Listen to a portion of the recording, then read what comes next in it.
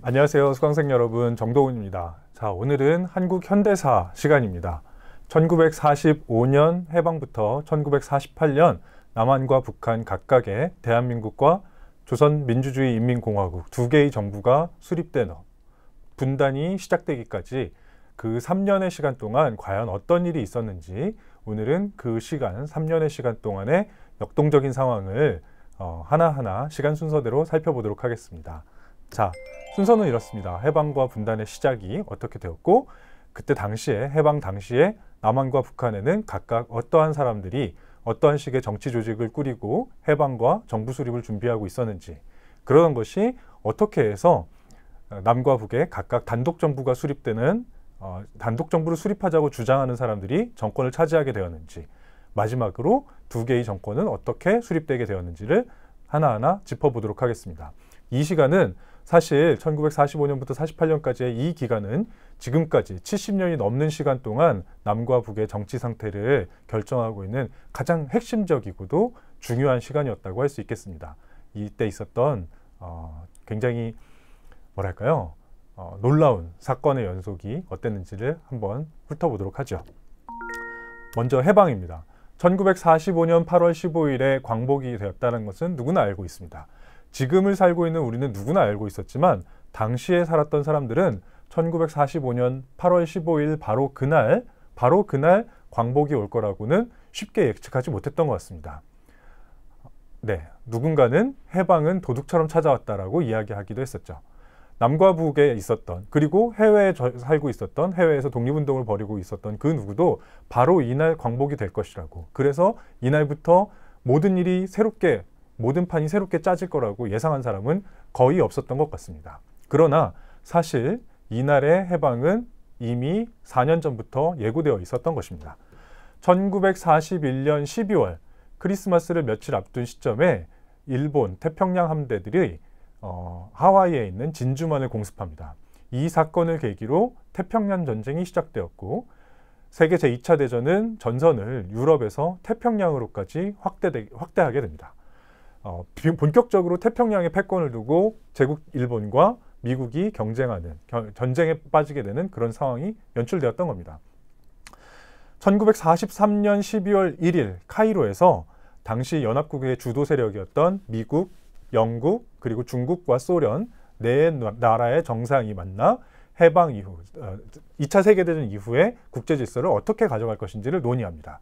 그때 한반도의 운명이 결정되었다고 해도 과언이 아닌데요. 그 당시에 논의를 주도했던 미국의 루즈벨트 대통령은 다음과 같이 발언합니다. 한국인들의 노예 상태에 주목해 적절한 시기에 독립과 자유를 회복시키겠다. 여기서 말하는 노예 상태라는 말에 주목해 볼 필요가 있는데요. 노예 상태. 한국인들이 일본의 포갑하에서 어려운 상태를 겪고 있다는 것을 의미할 뿐만 아니라, 한국은 아직 민주주의를 경험한 적이 없고 독자적인 힘에, 자주적인 힘에 의해서 독립국가를 건설할 만한 역량을 갖추지 못했으니 적절한 시기가 될 때까지는 기다렸다가, 그때까지 연합국 주도하에 신탁 통치를 시행하다가 적절한 시기에 독립과 자유를 회복시키자라고 주장을 합니다. 그에 비해서 소련은 당시 식민 지배 하에였지만 한국 사회에 좌익 세력들이 비교적 강한 세력을 가지고 있었다는 것을 알고 있었기 때문에 그대로 내버려 두면 소련에 가깝고 좌파적인 정부가 수립될 것이라고 기대했고요. 그래서 미국의 주장에 적극적으로 동조하지는 않습니다. 반면에 적극적으로 반대에 나섰던 것은 중국인데요. 당시 중국 국민당 정부의 책임자였던 장제스는 아주 일찍부터 한국의 독립운동 세력들이 중국 국내에서 벌이고 있었던 활발한 독립운동에 굉장히 깊은 감명을 받고 거기에 크게 고무되어 있던 터라, 한국은 그렇지 않다. 한국은 제법 강력한 민주적인 역량을 운축하고 있는 나라이기 때문에 즉각적으로 독립을 시켜줘야 한다라고 주장을 합니다. 결과적으로 43년에 처음 논의가 시작되었지만 45년 8월 15일에 해방이 되기까지 연합국은 신탁 통치를 시행한다라는 잠정적인 합의를 하고 있었을 뿐 어떠한 뚜렷한 정책이나 합의를 이룩하지는 못했던 상황이었습니다. 당시 카이로 회담에 참여했던 이 사람은 중국 국민당 정부의 장제스 총통, 미국의 루즈벨트 대통령, 영국의 처칠 수상입니다. 자, 그랬던 상황이 1945년 여름에 갑자기 변화하게 됩니다. 1945년 8월 미국은 맨하탄 실험이라고 하죠. 원자폭탄 실험에 성공을 하고 이것을 곧바로 태평양 전쟁에 투입하려고 마음을 먹습니다. 그때까지만 하더라도 미국은 이 원자폭탄을 던지기만 하면 일본이 곧바로 항복할 것이다. 그러니 소련군이 개입할 필요가 없을 것이다 라고 참 생각을 했었습니다. 그러다가 1945년 8월 6일에 히로시마에 첫 번째 원자폭탄을 투하합니다. 그리고 일본은 이때부터 전의를 상실했던 것 같은데요. 끝까지 전쟁을 주장하던 일본 군부 세력들에 의해서 최종 항복까지는 9일의 시간이 더 걸립니다. 3일 후인 8월 9일에 나가사키에 두 번째 원자폭탄이 투하되고요. 같은 날 소련이 드디어 태평양 전쟁에 참전을 개시합니다. 참전을 선언하고 일본군에 선전포고를 하면서 만주 지역에서 본격적으로 군대를 투입해서 남하하기 시작합니다. 자, 미국이 예측했던 것보다 소련군은 매우 발빠르게 움직입니다. 8월 9일에 개시한 소련군의 군사작전은 만주 지역에서 매우 빠른 속도로 내려오게 되었고요. 자, 당시 지도를 잠깐 그려보면요. 자, 이쪽에 한반도는 당시 일제치하에 있었을 뿐만 아니라 이쪽 북쪽에 만주국이라고 하는 일본의 괴뢰 정권이 있었는데 당시 그 스탈린그라드 전투를 마친 소련군이 이렇게 시베리아를 횡단해서 만주국 쪽으로 무려 150만의 군대를 이끌고 내려오기 시작합니다. 당시 만주의 관동군 70만은 이들의 앞에서 속수무책으로 무너져 내리기 시작을 합니다. 그리고 8월 15일 이전인 12일부터 본격적으로 한반도에 동해안으로부터 상륙하기 시작을 하는데요. 이렇게 소련군이 남쪽으로 너무 빠르게 내려오자 미국은 상당히 당황했던 것 같습니다. 그러자 8월 10일에 미국의 SWNCC, 국무부 전쟁부 해군부 조정위원회라는 곳에서 북위 38도선이라고 하는 것을 가상의 선을 그어 놓습니다. 애초에 미국은 소련이 참전하기 이전에 태평양 전쟁을 끝낸다. 그러면 북위 38도가 아니라 40도선, 대략 지금의 신의주까지를 기준으로 해서 이 남쪽을 미국이 장악하고 북쪽은 소련에게 넘겨준다라는 계획을 세웠던 것으로 알려져 있습니다. 그러나 소련이 너무 빠르게 내려오고 미국이 한반도에 상륙하기까지 시간이 좀 더 걸릴 것이라고 예측한 미국은 38도선을 확정을 합니다. 38도선을 제안을 해서 소련 측에 38도를 기준으로 남쪽은 미국이, 북쪽은 소련이 각각 일본군의 무장 해제를 담당하자라고 제안을 했고 소련은 이를 수락합니다. 그리고 8월 21일에 소련군은 원산으로 상륙해서 8월 말까지 평양을 비롯해 38선 이북 지역을 완벽하게 장악합니다. 그에 비해 미군은 9월 8일이 되어서야 해방 이후 20여일도 지난 9월 8일이 되어서야 인천에 상륙을 해서 조선총독부와 항복 조인식을 맺게 됩니다. 자, 이 그림은 당시 그 SWNCC에서 근무하던 딘 러스크라고 하는 사람이 그린 38선의 초안입니다. 여기 보는 파란 선이 러스크가 그린 38선의 초안인데요. 이 38선 남쪽으로부터 일본 본토는 미국이 차지하고 이 38선 이북으로부터 만주 지역에 걸쳐서는 소련이 차지한다라고 하는 계획을 불과 30분 만에 순식간에 그어버렸다라고 딘 러스크는 훗날 회고합니다. 이 딘 러스크라는 사람은 1960년대에 그 케네디 정부에서 약 10년 동안 그 국무장관을 역임했던 걸로 유명한 사람인데요. 이 사람은 자신이 매우 빠르게 임기응변을 통해서 38선을 그었다는 것을 훗날 두고두고 꽤 자랑스럽게 이야기를 했다고 하더군요. 네. 자, 그렇다면 과연 이 1945년 8월 15일 그 언저리쯤에 한반도에 있었던 정치 세력들은 어떠한 움직임을 보이고 있었을까요? 여러분, 이 그림에 등장하는 이분은요, 8월 15일 당시 시점에서 남북한을 통틀어서 가장 신뢰를 받고 있던, 당시 사람들에게 가장 신뢰를 받고 있던 정치 지도자였던 여운형이라고 하는 인물입니다. 1945년 12월 당시의 여론조사에 따르면 남북한 통틀어서 모든 사람들에게서 여론조사를 통해서 봤을 때 가장 안정적인, 가장 뛰어난 정치 지도자로 누구를 꼽으냐라고 했을 때 이승만도 아니고 김구도 아니고 김일성은 당연히 아니고 바로 이 여운형이 가장 많은 표를 받았던 그런 인물이었습니다. 1945년 8월 15일 시점에서는 당시에 한국에 머물러 있었던 인물 중에서 가장 핵심적이었던 바로 여운형이라는 인물입니다. 여운형을 중심으로 해방 직후부터 건국준비위원회, 줄여서 건준이라고 하죠. 건국준비위원회가 결성되기 시작합니다.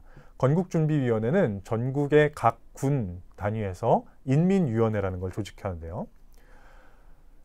약 한 달, 해방 이후 약 한 달 만에 그 한반도에 들어왔던 미 군정 사령관 당시 하지 중장은 이렇게 말합니다.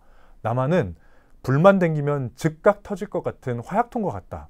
당시 남한에 살고 있었던 사람들이 가지고 있었던 정치적 열망, 36년의 식민 통치하에서 억눌려 왔지만 언제든지 자주적인 독립국가를 세우고 싶다라고 하는 강력한 열망을 가지고 있었던 사람들의 그런 심성을 점령자 하지 중장은 화약통과 같이 위험한 것이라고 느꼈던 것 같습니다.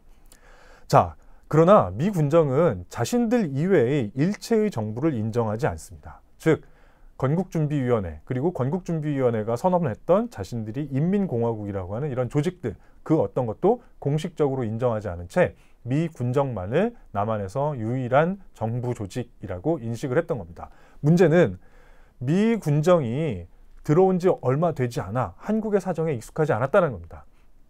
중앙정부뿐만 아니라 지방정부, 경찰 업무, 혹 심지어 군대에 이르기까지 그 어느 것 하나 미국인들은 남한의 사정에 익숙하지 않았습니다. 당연히 기존의 조선총독부가 쌓아왔던 그런 관료 조직, 군대 조직, 경찰 조직을 그대로 활용할 수밖에 없었습니다. 그러다 보니 그들에 의해서 억눌림을 당해왔던 한국의 자주적인 그런 건국준비위원회에 참여했던 인사들, 이런 사람들은 해방 공간의 그 국가건설 작업에서 철저히 배제당할 수밖에 없었습니다. 미 군정은 무엇보다 한반도 남부에서 반소, 반공산주의 체제의 구축을 목표로 해서 기존의 총독부 조직을 활용하려 하였고, 따라서 기존 총독부 조직에서 활동하고 있었던 친일 관리들, 그리고 무엇보다 경찰들, 이 사람들에게 면죄부를 부여한 채 그들을 대거 다시 등용합니다. 네. 여러분 그 영화 암살 기억나세요? 영화 암살에 보면 일본어를 잘하던 친일 관료들이 일본이 물러난 다음에는 곧바로 영어를 배워서 친미 관료로 탈바꿈하는 모습들이 잠깐 언급된 적이 있는데요. 실제로 당시 친일파 관료들, 친일 관료들, 경찰들은 영어를 빠른 속도로 영어를 배워서 미국의 관료들과 협조해 가면서 그렇게 자신들의 과오를, 지난 과오를 씻어나가려고 노력했던 것 같습니다. 게다가 미국은 단순히 행정조직뿐만 아니라 정치 영역에서도 파트너가 필요했습니다. 과거 친일파들이 대거 포함된 한국민주당이라고 하는 것을 결성을 하고요.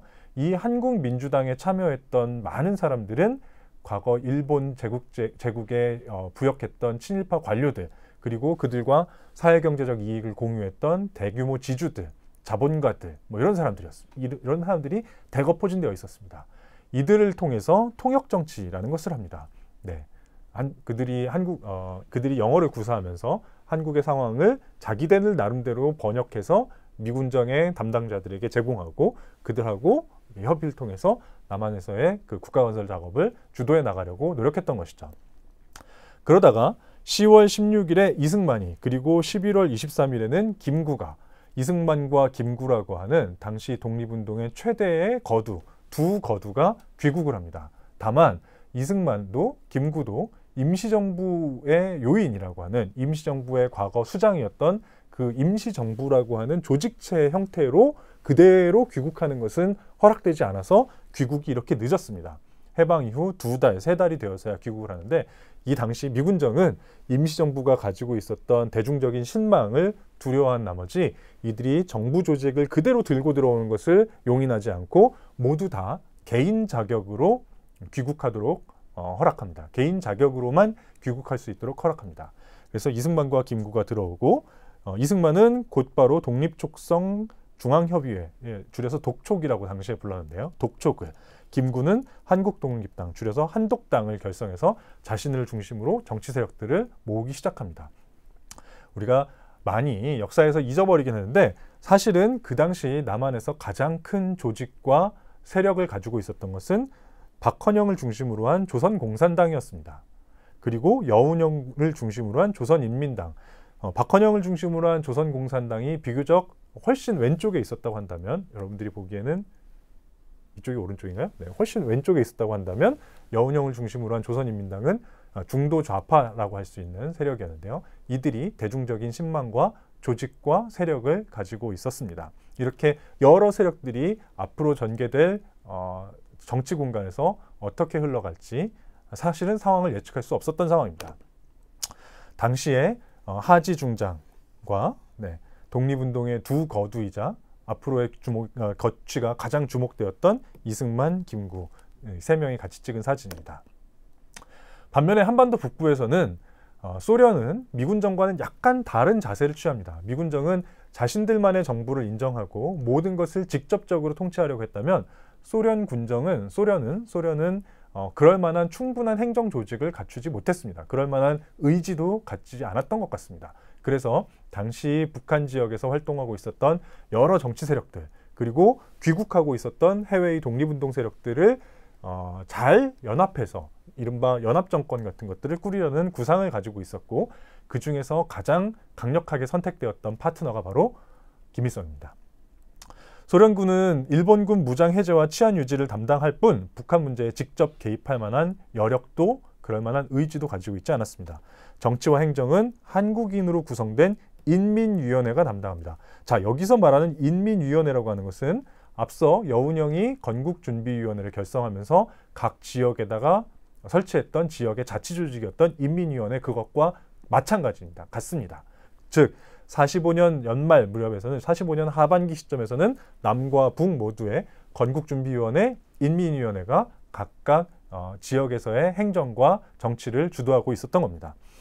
그 중에서도 평안남도 인민정치위원회, 평남위원회라고 하는데 평남인민위원회라고 하는데 이 건국준비위원회를 중심으로 해서 좌우 합작이 이루어진 좌파와 우파가 함께 모여서 건설했던 평안남도 인민정치위원회, 즉 평양을 중심으로 활동하고 있었던 이 평남인민정치위원회가 중앙정권의 역할을 수행하고 있었습니다.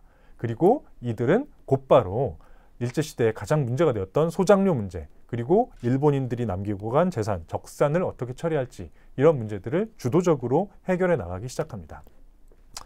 그러던 중 1945년 9월 19일 김일성이 귀국합니다. 자, 김일성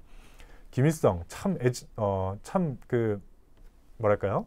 한국 현대사를 논할 때 절대 빠뜨릴 수 없는 인물이죠. 김일성은 1912년생입니다. 1912년생이라서 김일성이 태어난 1912년을 지금도 북한에서는 주체 원년으로 삼고 있습니다. 그래서 이때부터 시작해서 지금은 주체 100 몇 년이 되겠네요. 네, 주체 원년으로 삼고 있습니다. 1912년생인 김일성은 1937년에 보천보 습격 사건이라고 하는 한국 독립운동사에서 크게 기록될 만한 사건을 일으킵니다. 보천보라고 하는 데는 지금으로 말하면 백두산 남쪽에 존재하는 조그마한 마을인데요.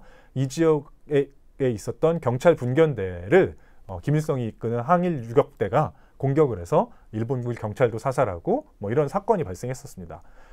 당시는 1937년이라고 하면 매우 엄혹한 일제시대 말기에 해당했기 때문에 한국에 살고 있던, 당시 조선에 살고 있었던 모든 사람들이 일제의 굉장히 강력한 압박 속에 살고 있던 시점에서 보천보 습격 사건이라고 하는 한반도 내부에서 일어난 이러한 사건 때문에 굉장히 큰 강렬한 인상을 받았던 것 같습니다. 자, 이 김일성은 1945년 9월에 입국을 했고요. 그리고 그해 12월에는 조선독립동맹 계열이라고 해서 우리가 알아둬야 할 것이 1945년 시점에서 북한에서 활동했던 45년부터 한동안 북한에서 활동했던 여러 정치 세력들이 있는데 그중에 대표적인 것들 몇 가지만 짚어보겠습니다. 김일성 세력이 하나가 있었고요. 또 하나는 연안파 세력이라고 하는 세력이 있습니다. 주로 중국 공산당과 함께 활동을 했던 사람들이고요. 대표적인 인물이 김두봉, 무정과 같은 사람들입니다. 연안파들이 12월에 입국을 합니다. 그리고 46년과 47년에는 한국계 소련인들, 1930년대까지는 연해주 일대에 살고 있다가 스탈린에 의해서 강제로 중앙아시아 지역으로 이주했던 사람들 혹은 그의 2세들로서 소련 공산당에 가입해 있던 사람들, 그래서 소련과 비교적 친밀한 관계를 맺고 있었던 사람들이 46년과 47년에 거쳐서 소련을 통해서 북한으로 입국을 합니다. 이 사람들을 우리는 흔히 소련계라고 부르는데요. 허가이, 박창옥과 같은 사람들입니다. 이 사람들이 나중에 어떻게 되는지는 다음 시간쯤에서 한 번 더 다루도록 하겠습니다. 그리고 나서 1945년 10월에는 조선공산당 북조선 분국이 설치게 되었고 여기가 바로 김일성이 중심이 되는 지금 현재까지 유지되고 있는 조선노동당의 전신이라고 할 수 있겠습니다. 1945년 10월 14일에 있었던 김일성 장군 환영 평양시민대회라고 하는 장면입니다. 여기 등장하는 이 사람이 바로 김일성입니다. 당시 우리 나이로 34살이네요. 34살의 젊은 김일성입니다. 김일성은 1980 몇 년이든가 그때 쓴 자신의 회고록에서 자기 일생에 있어서 가장 감격스럽고 가장 영광스러웠던 시점을 꼽으라고 한다면 나는 이날을 꼽겠다라고 이야기했다고 합니다. 김일성은 이때 평양에 모인 수많은 사람들이 자신을 열렬히 환영해 주는 것을 보니 자신이 그동안 그 독립운동을 하면서 겪었던 모진 고초가 눈 녹듯 사라지는 것 같았다라는 식으로 굉장히 감성에 젖어서 이 시점을 회상을 하는데요. 그랬을 것도 같습니다. 34살의 젊은 김일성 장군입니다. 그래서 한 가지 유명한 게 한동안 남한에서는 가짜 김일성 논쟁이라고 하는 게 있었어요. 가짜 김일성 논쟁. 보천보 습격 사건을 벌인 김일성은 우리가 알고 있는 북한의 김일성 주석과 다른 사람이다. 실제 보천보에서 그 보천보 습격 사건이라고 하는 보천보 전투라고 하는 큰 전투가 있었던 건 사실이지만 거기에 등장하는 김일성과 실제 북한의 지도자 김일성은 다른 사람이다. 북한의 김일성이 그때의 김일성을 자신의 이야기로 꾸며서 만든 거짓말이다. 이런 이제 가짜 김일성이라는 이야기가 있었는데 그게 왜 생겨났는지를 살펴봤더니 1945년 10월 14일 당시 평양에 모였던 시민들 앞에 나타났던 김일성이 생각보다 너무 젊었던 거예요. 보천보 습격 사건이라고 하는 큰 전투를 큰 승리를 거두었던 김일성이 굉장히 노회하고 백발이 성성한 그런 어떤 장군일 걸로 생각을 했는데 생각보다 너무 어린 사람이 등장을 하니까 가짜 아니야? 라는 식의 라는 식의 그런 소문이 당시에 평양 시민들 사이에서 돌았다고 합니다. 그리고 그때 그 자리에 참여했던 많은 평양 시민들이 훗날 남쪽으로 내려온 다음에 이 가짜 김일성 이야기를 퍼뜨린 것이 훗날까지 이어지는 가짜 김일성 논쟁의 시작이었다고 합니다. 자, 이런 식으로 남북한 모두 45년 연말쯤이 되면 해외에서 활동하던 독립운동의 주축 세력들이 대부분 귀국해서 앞으로의 상황을 준비하고 있었습니다. 그런데 문제는 당시 1945년 연말쯤이 되면 남이든 북이든 할 것 없이 가장 중심적으로 해결해야 되는 문제가 있었으니 바로 친일 문제였습니다. 친일파 청산이었습니다.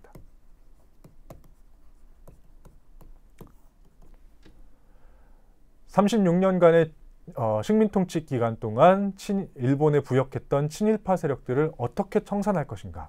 이것을 두고 남에서든 북에서든 친일 대 반일의 구도로 정치 세력이 재편되고 있었습니다.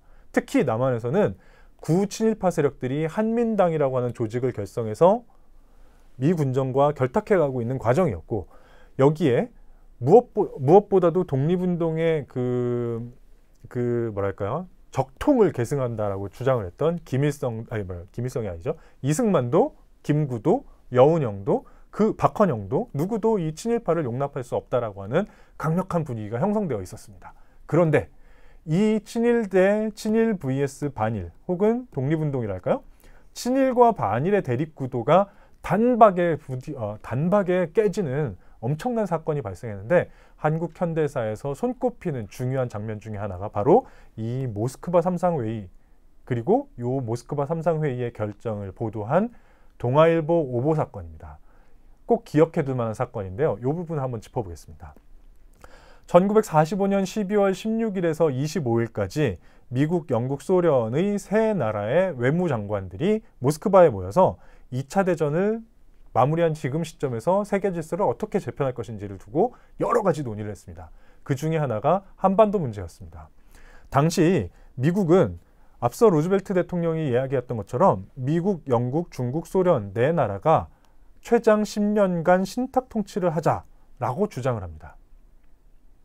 반면에 소련은 먼저 한반도에 통일된 임시정부를 수립하고 한국인들이 자주적인 정부 수립을 할 수 있도록 네 나라가 원조하자라고 주장을 합니다. 다시 한번 정리할 건데 미국은 신탁 통치를 주장하고 소련은 즉각 독립을 주장했던 겁니다.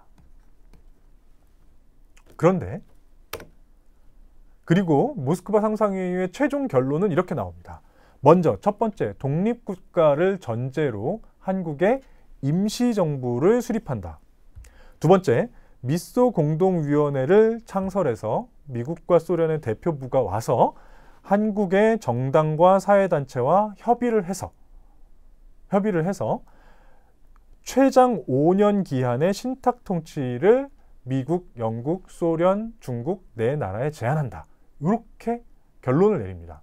미소 공유의 결론사항은 신탁 통치를 즉각 시행한다가 아니라 일단 한국의 임시적인 민주정부 수립을 전제로 하여 미소 공동위원회를 통해서 미소 공동위원회와 한국의 제정당 사회단체의 대표들이 협의하에 신탁 통치를 할 수도 있고 아닐 수도 있고 라는 잠정적인 결론을 내렸던 겁니다.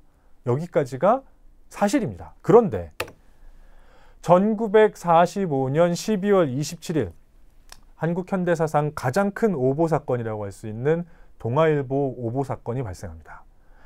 12월 27일 이날은 모스크바 삼상회의가 끝난 직후였습니다. 끝난 직후 동아일보는 미국의 외신을 인용해서 소련이 신탁 통치를 주장하고 미국은 즉시 독립을 주장했다라고 보도합니다. 앞서 말씀드렸던 미국과 소련의 실제 주장과 정반대되는 주장을 내놓은 겁니다. 자, 그러자 상황은 묘하게 전개됩니다.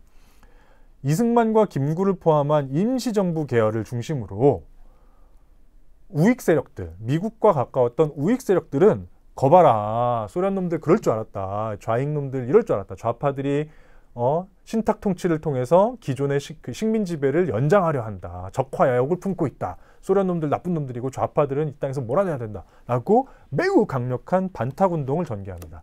대단히 비타협적이고 대단히 급진적인 반탁운동을 전개합니다.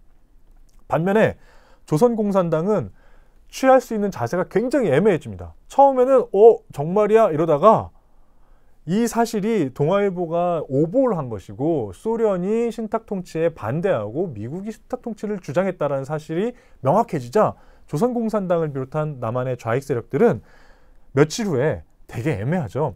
총체적 찬성 입장을 내놓습니다. 되게 애매해집니다. 그러자 과거 그 직전까지 친일과 반일 구도로 전개되었던 남한의 정치 세력들이 찬탁과 반탁, 찬탁은 신탁 통치를 찬성하는 바꿔 썼네요. 신탁 통치를 찬성하는 좌익이죠. 신탁 통치를 찬성하는 좌익과 신탁 통치를 반대하고 즉각 독립을 주장하는 우익들 간의 대결 구도로 변화하게 됩니다. 과거 친일파들, 한민당을 주축으로 모여있던 친일 세력들은 기존에는 되게 친일과 반일 구도에서 입을 닫고 할 말이 전혀 없었는데 이 사람들이 이제 미국의 편에 서게 되면서 거봐라, 소련 놈들 나쁜 놈들이고 소련 놈들 식민 지배 연장하려고 신탁 통치를 주장했다라고 절대적인 반탁 운동에 가담하게 됩니다. 그러면서 이승만, 김구, 한민당 요 언저리가 하나의 덩어리로 묶이게 되고 반면에 모스크바 삼상회의를 총체적으로 지지한다라고 하는 애매한 스탠스를 취했던 남한의 좌익 세력들은 모조리 다 찬탁 세력들로 몰리게 되면서 아주 극단적인 대립의 형국으로 흘러 들어가게 됩니다. 그래서 미 군정과 우익을 중심으로 전국이 개편되는 계기로 되면서 전국적인 반탁 운동이 전개되게 됩니다. 거의 한 달이 지나서야 소련은 사실은 신탁 통치 내가 주장한 게 아니라 미국이 주장한 거야 라고 밝혔지만 이미 한 달이 지나면서 이미 전부 다 물 건너갔습니다. 자, 이것이 그때 당시의 동아일보 기사입니다. 여기 보면은요, 소련은 신탁 통치 주장, 소련의 구실은 38선 분할 점령, 미국은 즉시 독립 주장이라고 해서 우리가 실제 알고 있는 실제의 역사적 사실과 정반대되는 주장을 싣게 됩니다. 자, 이를 통해서 남한 사회는 신탁 통치 찬성이냐 반대냐를 두고 매우 극렬한 대립으로 이어지게 됩니다. 이제 과거 독립운동의 화신으로 여겨졌던 이승만과 김구, 특히 김구 같은 분들은요, 정말 비타협적이고 가장 급진적인 독립운동을 주장했던 김구 같은 사람들은 이제 더 이상의 투쟁의 대상이 일본이 아니라 신탁 통치였습니다. 신탁통치 결사반대, 신탁통치 결사반대라는 주장을 내걸면서 더 이상 우리는 즉각적인 독립을 요구한다라는 매우 강경한 메시지를 내놓으며 반탁운동의 선봉에 서게 됩니다. 이를 통해서 비교적 약했던 자신의 국내 기반들을 확장해 나가려는 그런 시도도 있었으리라 생각됩니다. 반면에 이쪽은 좌익 세력들이 주장했던 그 찬탁 운동인데요. 신탁 통치를 찬성한다라고 말하기가 되게 애매하잖아요.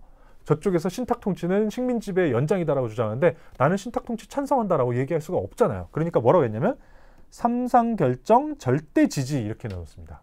삼상결정을 절대 지지한다. 다시 한번 말하지만 모스크바 삼상회의의 결정사항은 한국의 임시민주정부를 수립하는 것을 전제로 미소 공동위원회와 남북한 재정당 사회단체의 협의체가 모여서 신탁 통치를 할 수도 있고 안 할 수도 있고 그때 가서 논의하자. 이런 되게 애매한 결정사항이었기 때문에 삼상결정 절대 지지라고 하는 되게 이런 복잡한 설명이 필요한 슬로건은 정치적으로 먹혀 들어가지 않습니다. 이 사건을 계기로 남한의 좌익 세력들은 민중들의 지지를 점점 잃어나가게 되고 그 상황을 즐기고 있었던 미군정에 의해서 신탁 통치 반대 세력들이 점점 민중의 지지와 정권에 점점 다가가는 그런 형국이 벌어지게 됩니다. 북한에서는 어땠을까요? 북한에서는요. 1946년 2월에 북조선 임시인민위원회라는 것이 결성됩니다. 앞서 보았던 인민위원회, 남북에 모두 있었던 인민위원회 가운데 북한에 존재했던 북쪽에 한반도 북쪽 38선 이북에 있었던 인민위원회들이 모여서 북조선 임시인민위원회라는 것을 결성하고 여기에는 위원장은 김일성, 부위원장은 연안파, 중국에서 귀국한 김두봉이 맡게 됩니다. 반면에 북측 38선 이북의 우익을 대표했던 조만식은 삼상회담 결정에 반대하면서 강렬한 반탁운동을 북측에서 전개합니다. 그러자 소련 당국은 그를 연금시켜버리면서 조만식은 국내의 정치 무대에서 사라져버립니다. 그러면서 북측에서 38선 이북 지역에서는 우익 세력들이 발붙일 곳을 잃게 되자 이때부터 한국전쟁 이전까지 북측에 있었던 우익 세력들은 무려 80만 명에 가까운 사람들이 남쪽으로 피신을 오게 됩니다. 이 북조선 임시인민위원회는 46년, 47년 2년간에 걸쳐서 반제반봉건 민주혁명이라는 이름으로 굉장히 급진적인 사회개혁을 추진합니다. 대표적인 것이 토지개혁인데요. 와, 슬로건이 대단히 감동적입니다. 토지는 농민에게, 공장은 노동자에게. 그러면서 농지를 무상으로 몰수해서 무상으로 분배하는 정책을 취합니다. 그리고 그해 8월에는 중요사업을 국유화하는 조치를 취합니다. 이와 같은 매우 강경하고 매우 급진적인 사회개혁, 정치개혁뿐만 아니라 사회개혁을 단행하면서 북조선 임시인민위원회를 비롯한 북한의 좌파 세력들은 민중들로부터 굉장히 강렬한 지지를 획득해 나갑니다. 이때 토지를 잃었던 북측에 있었던 지주들, 자본가들은 다시 한번 말씀드리지만 46년부터 시작해서 점점 남쪽으로 내려옵니다. 이들은 대단히 극우적인 색깔을 띠고 서북청년단, 대북청년단 이런 것들을 조직해서 남한 사회를 대단히 혼탁하게 끌고 가는데 크게 기여했던 세력들이 됩니다. 그리면서 이러한 사회경제개혁뿐만 아니라 이 과정에서 대대적으로 친일파를 청산합니다. 여러분, 북한의 국호가, 정식 국호가 조선민주주의인민공화국이라는 점은 알고 계시죠? 해방 직후에 여운형이 건설했던 것이 건국준비위원회였고 거기에서 인민공화국을 선포합니다. 그런데 북에서는 그 인민공화국과 계열을 같이 하는 정권을 수립하면서 자신의 국가 이름을 조선민주주의인민공화국이라 해서 민주주의를 추가로 넣습니다. 여기서 말하는 민주주의란 무엇이냐? 여러 가지 설명이 있는데 이 민주주의를 김일성이 강력하게 넣을 것을 주장했다고 합니다. 여기서 말하는 민주주의라 함은 친일 세력들을 청산하고 친일파와 같은 이런 기회주의자들을 배격한 채 민주주의 세력들만이 구성에 참여했다라는 걸 강조하고 싶어서 조선민주주의인민공화국을 넣었다는 설명이 있습니다. 네, 이걸 보면 북측에서는 친일파 청산을 적어도 남쪽보다는 훨씬 더 철저하게 수행했다는 것은 분명한 사실인 것 같습니다.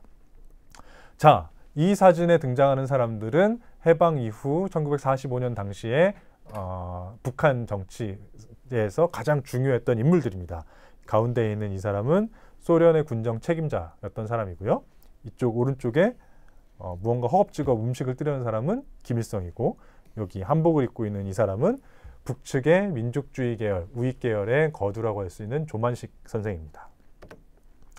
자, 아무튼 남쪽에서 반탁운동이 일어나는 것과 무관하게 1946년부터 47년 사이에 제1, 2차 미소공동위원회가 열렸으나 결과적으로 미소공동위원회는 결렬되고 맙니다.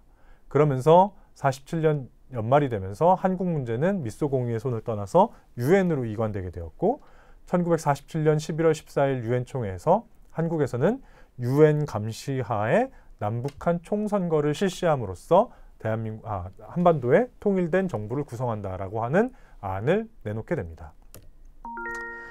자, 이렇게 시간이 흘러가는 동안 남쪽과 북쪽에서는 각각 단독 정부를 수립하자라고 하는 세력들이 점점 목소리를 키워나가게 됩니다. 그에 대해서 단독 정부는 절대 있을 수 없다. 통일정부, 통일 노선을 취해야 한다라고 주장하는 사람들은 여기에 끊임없이 반대해오는 그런 입장에 서게 되었죠. 단적 노선을 대표하는 사람이 우리가 잘 아는 이승만이고, 통일 노선을 대표하는 가장 대표적인 인물이 김구라고 할 수 있겠습니다. 그 과정을 한번 살펴볼까요? 네. 언제 찍은 사진인지 잘 모르겠는데 두 사람이 이렇게 어색하게 어딘가를 바라보고 있는 이 장면은 해방전국에서 남한의 그런 정치 상황을 가장 잘 보여주는 사진이 아닐까 생각해서 가져와 봤습니다. 1946년과 47년에 걸쳐서 이루어진 미소공동위원회에는 미국과 소련의 대표는 남한에서, 그리고 북한에서도 마찬가지로 이 미소공동위원회에 참여할 남북한의 정치 세력들을 조직해내는 데 주력합니다. 그래서 미소공동위원회의 협의 대상으로서 남북한의 정당과 사회단체들의 연합체를 구성할 것을 적극적으로 지원합니다. 여기에 가장 적극적으로 참여했던 사람이 건국준비위원회를 여운형이죠. 네, 여운형. 네, 여운형과 중도좌파의 여운형과 중도우파의 김규식이었습니다. 이들을 중심으로 좌우합작위원회라고 하는 것을 결성했고, 이들은 시급한 문제인 친일파 청산과 사회개혁 등을 주장하면서 기본적으로는 삼상회의 결정에 따르며 미소공동위원회에 참여해서 통일된 정부를 수립하자라고 하는 스탠스를 취했습니다. 반면 우익의 한민당, 신탁통치 파동을 거치면서 반탁운동의 선봉에 쓴 것처럼 해서 자신들의 친일 색깔을 지워나가고자 했던 한민당, 그리고 좌익의 공산당 등은 이러한 좌우합작운동에 적극적으로 반대하는 활동을 벌입니다. 그리고 미 군정 역시 좌우합작운동 활동을 지지하면서 너무나 강경한 발언을 쏟아내고 있었던 이승만과 김구, 자기네들의 컨트롤이 잘 되지 않던 이 두 거두를 점점 배격하려 합니다. 당시 미군정의 여러 가지 기록들을 종합해보면 미군정은 김규식, 중도우파의 김규식이 비교적 합리적이고 온건해서 말이 잘 통하는 인물이라고 판단하고 있었던 것 같습니다. 자, 이 장면은 1947년 연말쯤에 실린 신문에 실린 만평인데요. 좌우합작이라고 쓰여 있습니다. 여기에는 중도좌파의 여운형이, 여기에는 중도우파의 김규식의 얼굴이 묘사되어 있고요. 이 둘이 무언가를 좀 해보려고 하는데 왼쪽에는 극좌 세력들, 좌익들, 그리고 오른쪽에는 극우파, 우익들이 이들의 목을 끌고 이들을 회방 놓고 있는, 그래서 결과적으로는 잘 안 풀린다라고 하는 그 당시 상황을 너무나 잘 묘사하고 있습니다. 더 재미있는 건 왼쪽에 있는 이 좌익 세력들은 보시다시피 공갈 젖꼭지를 물고 있는 어린 아기입니다. 여러분 좌익 소아병이라고 들어보셨어요? 좌익 소아병, 소아병자들이라는 거죠. 소아병 검색해보세요. 좌익 소아병, 소아병자들이라고 하면 아주 큰 좌익들 사이에서는 굉장히 심한 욕인데 좌익 소아병자들입니다. 이쪽에는 우익들, 자 좌익이 소아병자다라고 묘사되어 있다고 한다면 우익들은 어떻게 묘사되어 있나요? 뒤룩뒤룩 살찐 극우파들은 지주 세력들, 자본가 세력들을 대표하는 극우파들이라고 묘사되어 있습니다. 대단히 흥미로운 사진이라고 생각합니다. 자, 그러던 와중 이승만은 본격적으로 남한만의 단독정부론을 들고 나오기 시작합니다. 1946년 5월에 제1차 미소 공동위원회가 결렬되자 46년 6월 3일에 저 유명한 정읍 발언이라는 것을 내놓습니다. 정읍 발언 잠깐 볼까요? 이승만은 이렇게 얘기합니다. 이제 우리는 무기 휴회된 공위가 재개될 기색도 보이지 않으며 통일정부를 고대하나 여의치 않으니 우리 남방만이라도 임시정부 혹은 위원회 같은 것을 조직하여 38선 이북에서 소련이 철퇴하도록 세계 공론에 호소해야 될 것이니 여러분도 결심해야 될 것입니다. 우리 남방만이라도 라는 단어를 처음 꺼낸 것은 1946년 6월이었습니다. 이승만의 입에서 나온 말입니다. 당시에 살던 사람들이라면 아하, 무언가 잘 풀리지 않고 있다. 무언가 남과 북이 같이 가기 어려울 수 있겠다라고 하는 느낌적 느낌은 가지고 있었을지 모르나 누구도 감히 입 밖에 꺼내지 못했던 단독정부 수립론을 이승만이 처음 꺼낸 겁니다. 초기에는 미 군정을 포함해서 모든 정치 세력들이 화들짝 놀라서 반대 입장을 내놓습니다. 무슨 소리야. 김구와 임시정부 개혁은 땅을 치며 호통을 칩니다. 어디 지금 그럴 수 있느냐. 우리는 어떻게 얻어낸 해방인데 다시 분단으로 갈 수 없다라고 하면서 절대 결사 반대를 주장을 합니다. 미군정도 처음에는 반대했다고 했습니다만 1947년이 되자 2차 세계대전 이후에 본격적으로 냉전체제가 들어서는 기미가 보이기 시작합니다. 3월에 새로 대통령이 된 트루먼은 트루먼 독트린이라는 것을 발표하면서 소련과의 체제 경쟁을 시작할 것을 선언합니다. 이에 더 이상 남북한이 하나로 통일된 정부를 구상하기 어렵겠다라는 판단을 내린 미 군정 역시 단독정부론으로 점점 기울게 됩니다. 1947년 9월에 미소 공의가 최종 결렬된 이후 미 군정 역시 총선거를 시행하는 것을 겉으로 내세우지만 적어도 내심 남한만의 단독정부 수립을 염두에 두고 있었던 것으로 보입니다. 그해 7월 19일에 좌우합작위원회를 이끌었던 리더 여운형이 암살됩니다. 참 1945년에서 48년 사이에는 정말 많은 정치 지도자들이 암살되는데요.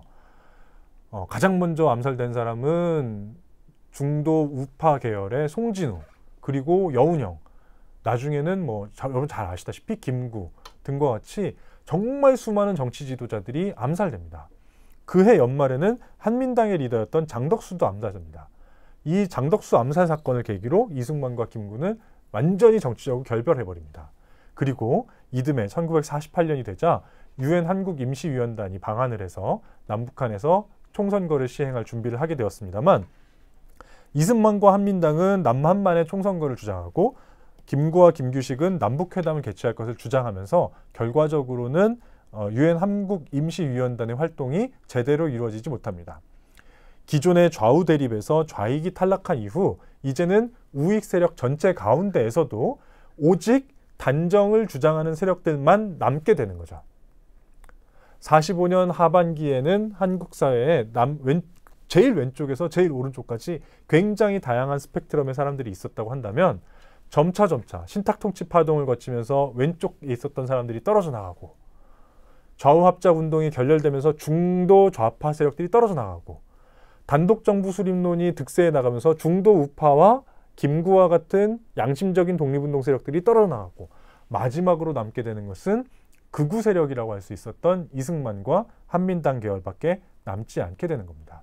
그래서 1948년 4월 19일에서 30일까지 남한만의 단독정부 수립에 끝까지 반대했던 김구와 김규식은 남북연석회의에 참석하기 위해서 38선을 넘게 되고 북측의 대표단 김일성과 김두봉 사이에 이른바 4김회의라는 것을 개최합니다.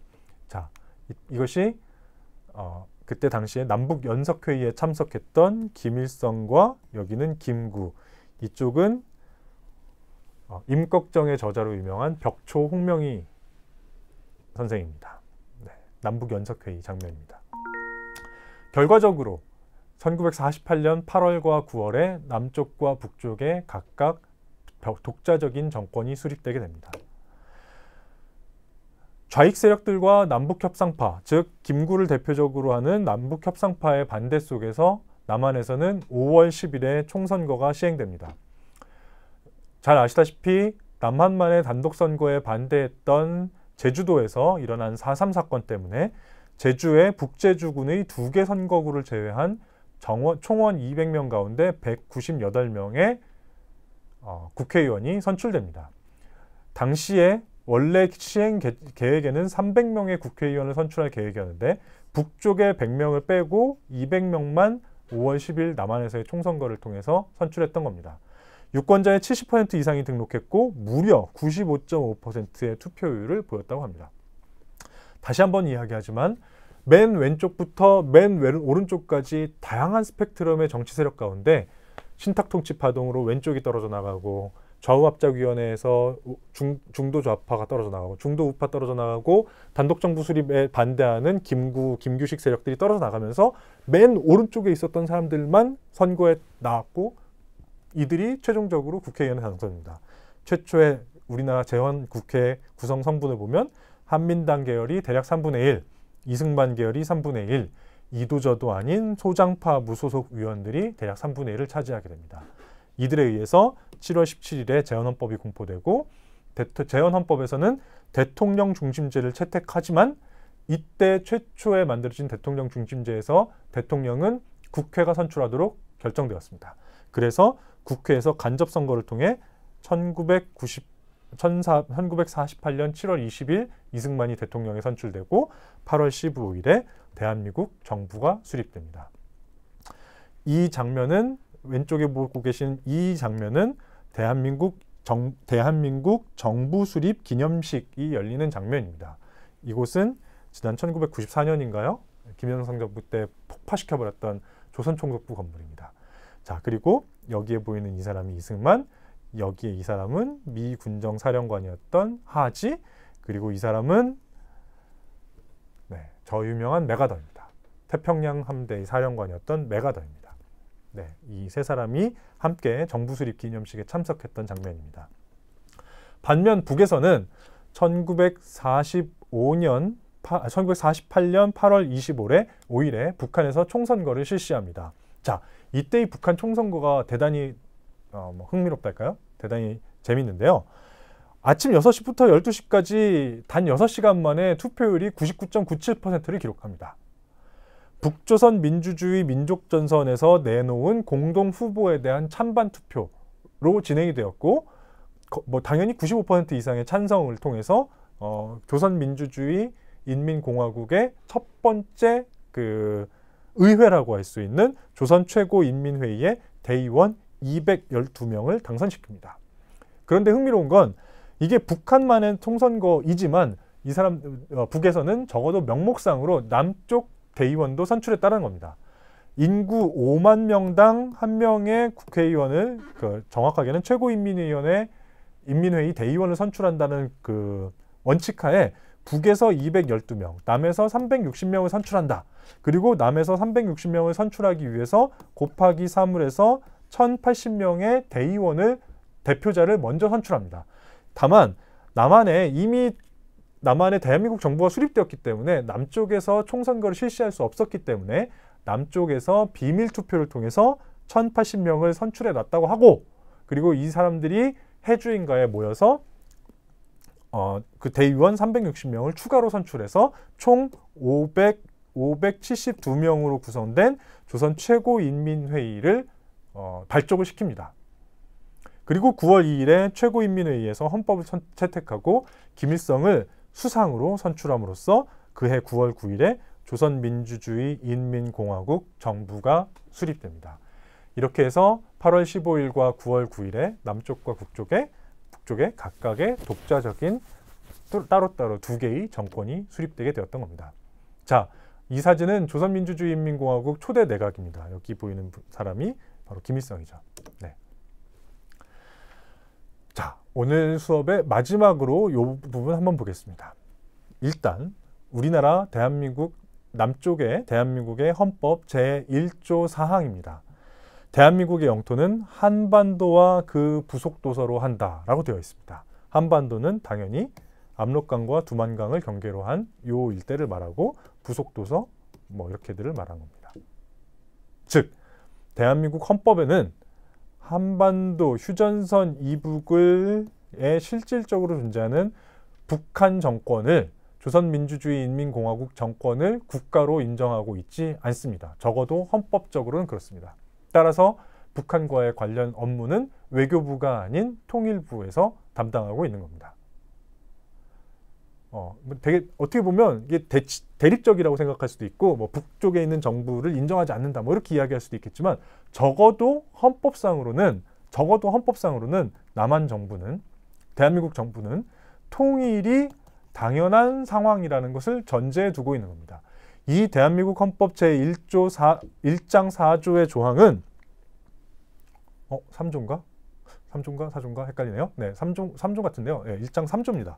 1장 3조의 이 조항은 재헌 헌법부터 제정된 이래로 지금까지 바뀌지 않았습니다. 1948년 7월 17일에 헌법이 제정된 이래로 지금까지 대한민국 정부는 적어도 헌법상으로는 남과 북의 분단 상황을 정상적인 것으로 인정하지 않고 있는 겁니다. 언젠간 통일이 되어야 된다는 것을 염두에 두고 있는 겁니다. 북한에서 지금 통용되고 있는 1972년에 개정된 조선사회주의 헌법에 따르면 전 조선이 통일되기까지 북조선인민회의 특별회의에 찬동한 조선민주주의인민공화국 헌법을 북조선 지역에서 실시한다라고 규정하고 있습니다. 무슨 얘기냐면 전 조선이 통일되기까지 일단은 북조선 지역에서 우리 정부, 북한 정부의 통치를 시행한다라고 하고 있는 것입니다. 역시 마찬가지로 전조선이 통일되기까지라고 하는 전제를 두고 있습니다. 북 역시 마찬가지로, 조선민주주의인민공화국 역시 마찬가지로 남과 북의 분단 상황은 불완전한 상태, 언젠간 통일되어야 한다라고 하는 것을 헌법상에 명시적으로 언급하고 있는 겁니다. 과연 그 날이 언제가 될지는 알 수 없습니다만, 또 실제로 현재 남과 북에는 통일이 과연 굳이 필요한가라는 의문을 품고 있는 사람이 점점 늘어나는 것 같습니다만, 적어도 남과 북 모두 헌법상 통일 상태를 지향하고 있다는 것만큼은 분명한 것 같습니다. 자, 오늘은 1945년부터 48년까지 해방에서 분단까지의 남과 북의 정치 일정을 살펴보았습니다. 다음 시간엔 1948년 분단 이후 1950년부터 53년의 한국전쟁을 거치면서 남과 북에 어떻게 해서 분단이 고착화되었고, 특히 이 전쟁과 냉전을 거치면서 그 상황을 이용하는, 그 상황으로부터 이익을 보는 정치 세력들이 득세해 나가게 되었고, 그 상황이 지금까지도 어떻게 연장되고 있는지를 살펴보는 시간을 갖도록 하겠습니다. 오늘 수업은 여기까지입니다. 감사합니다.